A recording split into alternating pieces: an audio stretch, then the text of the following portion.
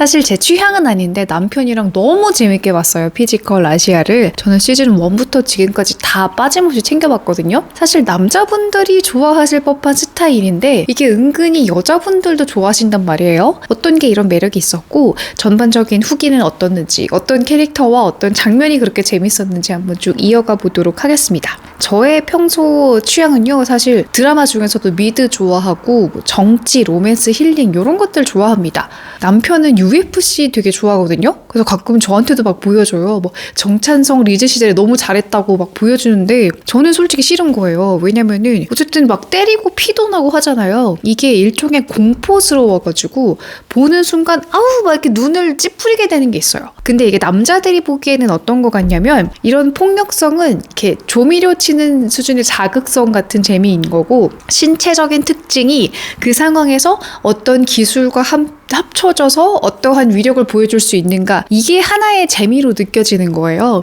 그러니까 이거는 남자 여서만 그런 게 아니라 여자분들도 구기 종목 스포츠 보시는 이유가 그런 거잖아요. 이 사람이 가지고 있는 신체적인 특징이 있는데 그 룰 안에서 그 특정 기술을 이 타이밍에 이렇게 해서 예를 들면 평소에는 한 20m 날아갈 거를 막 30m 날아갔다. 이런 게 너무 재미있고 그 안에서 승패가 나뉘잖아요. 그래서 폭력성이 배제된 겨루기였기 때문에 이거는 여자분들도 되게 거부감 없이 재미있게 보실 수 있는 것 같습니다. 그러니까 몸과 몸이 부딪히는데 폭력이 없다.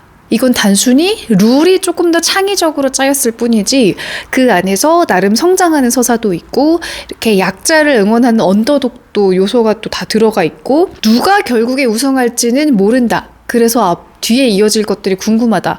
이런 게 되게 잘 섞여 있어요. 그래서 남자분들도 경쟁 요소가 충분히 베이스를 깔려있기 때문에 재밌어하고 여성분들도 굉장히 재밌게 볼 수 있는 몸이 부딪히는 서바이벌이라 가지고 저처럼 남편이랑 와이프랑 되게 재밌게 보시는 분들 많으셨을 것 같습니다. 이번 피지컬 아시아에서는 사실상 호주가 백인의 영역에 있잖아요. 인종 구성을 보면 그런 느낌이 비주얼로 나오잖아요. 근데도 이 호주가 1등을 하지 못할 수도 있다는 기대감을 막 주죠. 막 처음에 올라올 때부터 한국이 되게 경험도 많고 지략적으로 할 수 있을 것이다. 아니면 무슨 뭐 터키나 필리핀이나 되게 몸 이만한 분들 나오니까 저기도 가능성이 있을 것이다. 이런 기대감을 주죠. 거기다가 언더독 캐릭터가 나라별로 한 명씩은 있었던 것 같아요. 그래서 내가 응원하는 개인적인 취향이 담긴 언더독 캐릭터가 있었고 또 이런 프로그램은 이게 빠지면 안 되는 게 욕먹는 캐릭터가 하나씩은 있어줘야 프로그램 전체의 흥행에 도움이 되는 것 같거든요. 근데 이 부분이 저는 조금 아쉬운 게 있어요. 여러분도 느끼실 수도 있는데 이거는 조금 나중에 같이 한번 얘기를 해보도록 하고 요거 명장면부터 얘기를 하고 싶습니다. 그 장승 밀어서 버티기인가? 그거 기억나시죠? 몽골 선수들이 되게 오랜 시간을 버텼을 때가 제일 재밌었던 장면인데 왜냐면 이렇게 여성 플레이어들이 대부분 약자의 역할이었잖아요. 아무리 그래도 아무리 뼈대가 좋고 근육이 있고 해도 남성이랑 1대1로 붙으면 힘 차이가 확실히 있다는 걸 어느 정도는 알고 시작을 하는데 근데 여성 캐릭터랑 몽골의 남자 캐릭터 중에서도 가장 덩치가 크지 않은 그 MMA 하시는 분 있죠. 그 두 분이 딱 붙어가지고 이거를 미는데 성적이 되게 좋은 거예요. 그러니까 몽골은 처음에 등장할 때 그 씨름 전통 복장 입으신 분 있죠. 주장. 그분이 약간 이미지로 압살을 했는데 실제로 경기를 할수록 몽골의 진짜 히어로는 그 여자 선수랑 그 남자 머리 따오신 분 두 분이 의외로 너무 힘도 잘 쓰시고 전략도 잘 쓰시는 거예요. 그 두 분의 콤비가 야 진짜 몽골을 우승시킬 힘은 나에게 있다라는 걸 보여주는 게 그 장승 버티는 그 장면이어가지고 저는 요 시즌 통틀어서는 사실 그때가 제일 재미있었고 사람을 발견했다라는 거 이 사람의 피지컬 내가 눈앞에서 본 것도 아니고 경기 결과를 본 것도 아니잖아요. 나는 편집된 화면만을 통해서 이 사람이 이만큼 셀 것이다. 이 사람이 잘할 것이다. 이걸 맞추는 재미가 이 프로그램 보는 재미인데 거기에서 되게 통쾌하게 몽골의 히어로는 이 둘이다라는 걸 쫙 보여줘가지고 저는 사실 그 장면이 제일 명장면이었다고 생각을 합니다. 근데 아무리 피지컬 100, 1, 2를 보고 아시아를 봤어도 제가 생각하는 이 피지컬 시리즈의 명장면은 그 두 번째 시즌이었던 것 같아요.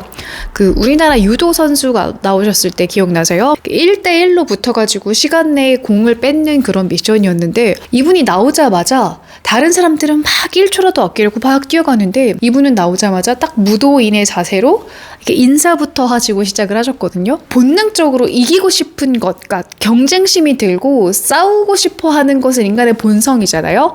거기다가 인간이 만들어낸 자본주의라는 거대한 판에 그 미디어가 만든 게임에 참가를 했어요. 그리고 사람들은 우승 상금이 몇 억이 있으니까 그 돈을 위한 동기부여가 되어 있어요. 근데 그럼에도 불구하고 그 경기에 임할 때에는 심지어 상대에게 해를 가하는 폭력을 쓰는 무술의 한 종류이더라도 사람이 사람을 대할 때는 예를 지키고 상대를 존중한다는 느낌으로 인사부터 하고 정정당당하게 들어가겠다. 빠르게 뭔가를 제압하고 가져가야 승부에 더 가까워진다고 하더라도 나는 그 남는 시간 안에 충분히 상대를 나의 기술로서 제압할 수 있다라는 스스로에 대한 자신감, 이런 게 있어서 나오는 그 짧은 찰나에 인사하는 장면이 아무리 자본주의가 낳은 괴물이 넷플릭스식 서바이벌 프로그램이라고 해도 진정한 스포츠인이 보여줄 수 있는 어떤 자본주의를 넘어서 인간의 그 이상의 무언가를 보여줄 수 있는 장면이 딱 이거다 싶어가지고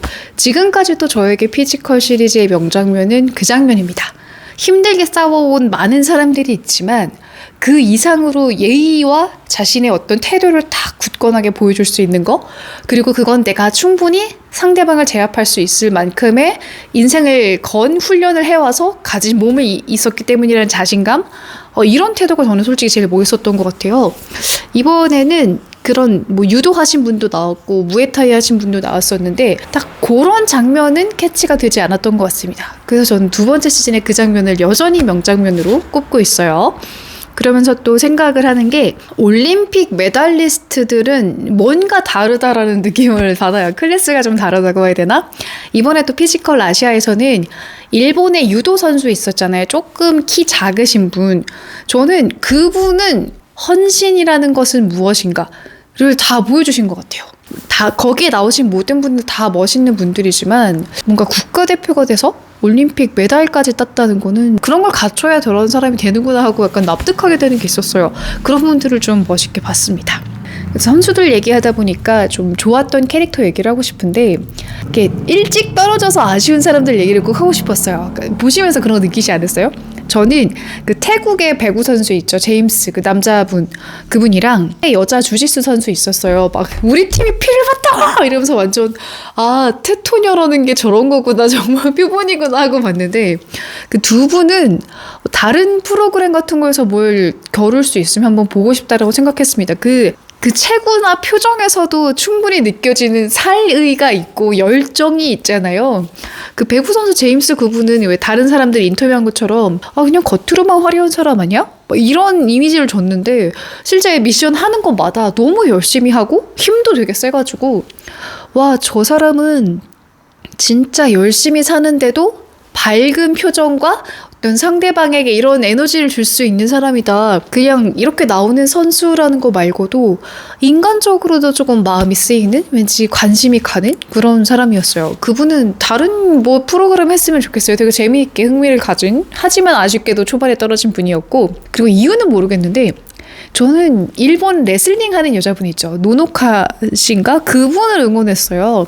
일단 외모가 되게 동글동글 귀여우신데 레슬링을 한다고 그 레슬링 하는 그 체구 있죠, 진짜 단단하고 힘셀 것 같은 그런 되게 반전 매력이 있다 하는 그런 외적인 끌림, 그런 매력도 느껴졌지만 모든 분들이 매 순간 열심히 하셨을 텐데 왠지 그분은 진짜 한 팀을 위해서 내가 할 수 있는 최선을 다하겠다. 그러니까 그분이 되게 체구가 작은 편이었잖아요. 무게가 가볍고 키가 작고, 그러면은 어떤 게임에 나오든지 솔직히 자기는 디스어드밴티지가 있는 셈이란 말이에요. 근데 다 열심히 했지만서도 결과가 질 것 같아도 나는 이 순간 내 최선을 다 무조건 뽑아내겠다. 이런 느낌이 되게 잘 전달이 돼서 저는 이 선수를 되게 응원을 했습니다. 그리고 그 호주의 스트롱맨 있잖아요. 진짜 이따 많은 사람. 저는 그런 사람 실제로 보면은 그거 있죠. 왜 사람도 이제 하나의 생명체니까 종속, 과문, 강문계로 쫙 나뉠 거 아니에요. 인종이 다른 건데 종 말고 그 위에부터 다를 것 같은 거예요. 어떻게 몸이, 아니 무슨 저를 2배로 이렇게 쌓아놨을 것 같은 이 흉통이 이만큼인데, 와, 저 힘으로 뭐 진짜 막 수박도 그냥 사과처럼 쪼갤 것 같고, 사과도 쪼개기 어려운가?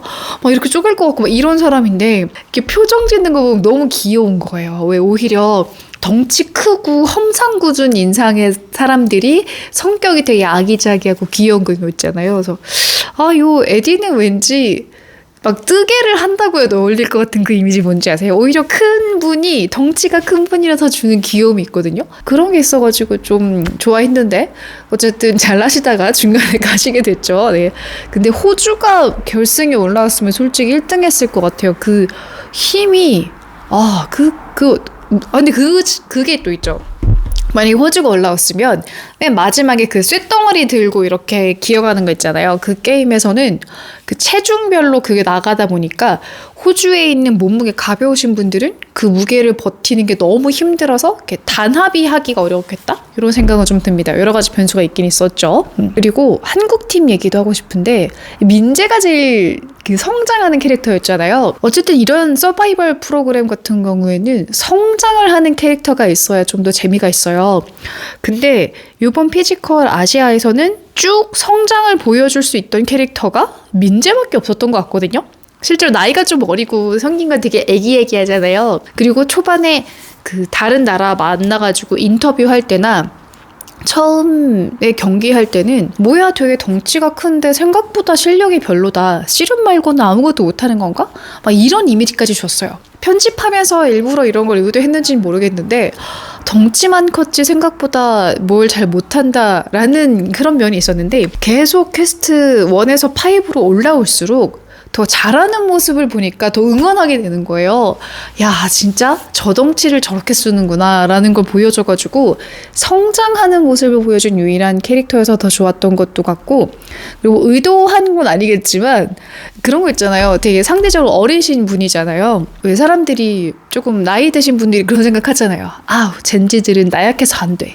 이런 편견을 가지고 있었는데, 그 어리신 분들에게 실수해도 괜찮을 수 있는 기회를 준 다음에 잘하는 법을 차근차근 알려주면 충분히 자기 능력을 끌어올릴 수 있는 사람이다라는 교훈을 일부러 준 건지 모르겠는데 어쨌든 그런 서사가 이렇게 뚝딱 만들어지는 것 같아요. 맨 마지막 미션에 가서는 이 사람을 중심으로 전략을 짜는 게 제일 잘하는 게 되니까 이 성장 캐릭터를 일부러 이렇게 편집과 이런 걸 통해서 보여줄 수 있는 건지 모르겠지만 어쨌든 이 피지컬 아시아라는 이 10편 넘는 에피소드를 보기에 필요한 성장 서사가 딱 민재한테 있어가지고 그게 좀 재미있는 부분이 되지 않았나? 이런 생각을 했습니다. 근데 그렇다고 해서 제가 재밌게만 본 건 또 아니거든요. 피지컬 시즌 1부터 지금까지도 좀 그런 생각을 하는 게, 특히 이번에는 팀전이 되다 보니까 여성 플레이어가 2명씩 들어가는데 그 사람들이 약자의 역할에 그치는 느낌? 이 게임 종목 자체가 민첩성이나 유연성을 한 70% 이상 그렇게 써야 되는 그런 종목들이 있었다면 더 다양한 종목과 다양한 피지컬 조건을 가진 선수들이 다양하게 이루어졌을 텐데, 결국 보면은 본인이 버티는 것보다 조금 더 어려운 단계의 힘을 오랜 시간 쓰는 사람이 이기도록 구성된 게임이 거의 전부 다였잖아요. 그래가지고 그러니까 어쩔 수 없잖아요. 어떤 근육이 커질 수 있고 평균 신장의 차이가 있다 보니까 여성이 가지고 있는 어떤 근력의 총합, 남성이 가지고 있는 근력의 총합, 이런 게 차이가 날 수밖에 없는데 게임 자체가 이쪽에 쏠려 있다 보니까 저는 좀 그게 아쉬웠습니다. 그러다 보니까 왜 처음에 말씀드린 거 있죠. 이런 프로그램들, 여러 명의 사람들이 나오는 프로그램에서는 언더독을 응원하는 캐릭터도 있어야 하지만, 성장하는 캐릭터도 있어야 하지만, 욕을 먹는 캐릭터가 있어야 프로그램 전체가 재밌어지는데, 여기에서 뭐 의도해서 넣었든 어쩌다 보니 그랬든 욕을 먹는 캐릭터가 대부분 여성 캐릭터가 되도록 만들어졌어요. 뭐 예를 들면 호주 여성분이라던가 그 몽골 여자 농구 선수분, 뭐 이런 분, 뭐 터키의 육상 선수 이런 식으로 어떤 중요한 순간에 자신이 할 수 있을 거라고 기대받았던 역량보다 못했거나 혹은 그냥 절대적으로 힘의 총량에 기여하는 부분이 적은 캐릭터가 욕먹는 캐릭터가 되는 느낌? 근데 그게 싫은 거예요. 그러니까 어느 정도는 욕먹는 캐릭터 있어야 재밌죠. 저도 알아요. 그런 가십거리에 반응을 할 수밖에 없는데 그게 그냥 여성 캐릭터들한테 다 몰려버리니까 되게 아쉬운 거예요. 여자를 여자대로 잘 쓰는 방법은 없었던 걸까? 남자들끼리 더 이렇게 부딪혀서 팀이라서 가져가야 되는 약자를 배려하는 거 말고 정말 팀 대 팀인데 밑이 확 붙는 막 그런 게 더 재밌지 않았을까? 이런 아쉬움을 좀 줬습니다. 그리고 이게 한국이 우승을 한 게 그냥 잘해서일 수도 있겠지만 저는 어쨌든 프로그램을 개최하면서 2번을 했잖아요. 그게 되게 크게 작용을 했던 것 같거든요. 스포츠라는 건 결국 그래요. 우리가 보통 스포츠를 배운다고 하면 이 종목에서의 룰은 이미 정해져 있어요. 그 다음부터는 내가 가진 신체적인 조건에다가 이제 훈련을 통해서 기술을 습득하고 그걸 잘 쓸 수 있는 것들이 한데 모이는 건데 여기에는 미디어가 만들어낸 하나의 종목인 거잖아요. 룰을 충분히 습득한 후에 경기장에서 어떤 실력을 탁 뽐내는 올림픽 같은 것이 아니라 룰 자체를 현장에서 딱 처음 받아들게 되죠. 그러면은 그 짧은 시간 안에 이 게임에서 요구하는 능력치가 무엇인지를 파악을 하고 그 능력치, 그런 결과물을 내기 위해 어떤 사람의 어떤 능력을 써서 어떻게 전략적으로 다가갈 것인가를 잘 쓰는 게 생각보다 컸던 거죠. 우리가 TV로 보는 거랑 실제로 어떤 상황에 접하는 거랑은 다르잖아요. 그냥 우리는 방구석 전문가처럼 그런 거 있잖아요. 제 남편도 그렇고 저도 그렇고 스포츠 경기 보면서 이때는 더 찔러줬어야지, 이 패스를 더 길게 줬어야지 하는데 그게 제가 실제로 서 있으면 그 패스를 그만큼 하겠습니까? 반도 못 가지? 그러니까 그런 것처럼 화면으로 볼 때는 느낄 수 없는 현장에서 빠른 시간 안에 위기감과 스트레스 수치가 어느 정도 올라간 상태에서 빠른 시간을 전략적으로 뭘 할 수 있는 건 그동안 비슷한 것들을 현장에서 직접 뛰어봤던 경험이 있었기 때문에 그만큼의 전략적인 성공을 거둘 수 있었던 것 같거든요. 그래서 이렇게 한번 나왔던 분들이 비슷한 대회에서 현장에서 바로 듣게 된 룰을 이렇게 보게 되더라도 한 번의 경험이 있으면 조금 더 잘하시지 않을까? 이런 생각을 하게 됐습니다. 그리고 나중에도 피지컬 시리즈가 나오면 또 볼 것인가 하는 얘기를 하고 싶은데 아예 다른 대륙에서 하면 또 재밌을 것 같아요. 미국에서 하면 얼마나 재밌을까? 진짜 이따만한 사람도 나올 것 같고 그 몽골 고개사처럼 특이한 그런 사람도 나올 것 같고 다른 대륙에서 해도 충분히 재밌을 것 같아요. 그리고 남자 여자 나눠서 하는 것도 좀 재미가 있을 것 같고 제가 아까 그 얘기했잖아요. 이렇게 그냥 힘에 근거한 체력 겨루기가 아니라 유연성, 민첩성 이런 것들을 조금 더 볼 수 있는 재미있는 것들이 추가가 됐으면 좋겠습니다. 이게 평균대라 그러죠. 이렇게 좁은 나무로 만든 거 있잖아요. 이런 데를 균형을 잡면서 빠르게 건너가는 과정이 꼭 들어가야 된다거나 어딘가에 스피드를 이용해서 막 빠르게 뛰어간 다음에 몸을 유연하게 접어서 그게 림보라고 하나? 이렇게 낮춘다거나 어딘가에 유연하게 몸을 접어야 된다거나 이런 식의 퀘스트가 들어가면 되게 다양한 사람들과 다양한 종목의 전문가들을 볼 수 있지 않을까? 이런 생각하고요. 저는 이런 작은 테마파크 있으면 너무 재밌을 것 같아요. 제가 막 120kg짜리 나태지오 기둥을 밀면 하나도 안 밀릴 것 아니에요. 그러니까 한 40kg? 50kg? 좀 작은 거라도 이런 비슷한 세트장 같은 테마파크가 있어가지고 실제로 이렇게 따라 해보고 하면 되게 재밌겠다라고 생각했습니다. 홈트 하려고 집에 그거 사놨거든요. 그 인스타 광고 많이 나온 초록색 고무로 밟는 스태퍼 뭔지 아세요? 그걸 사놨는데 이 피지컬 아시아를 보면서 계속 그걸 했어요. 왜냐면은 평소에는 그냥 생각 없이 이렇게 밟잖아요?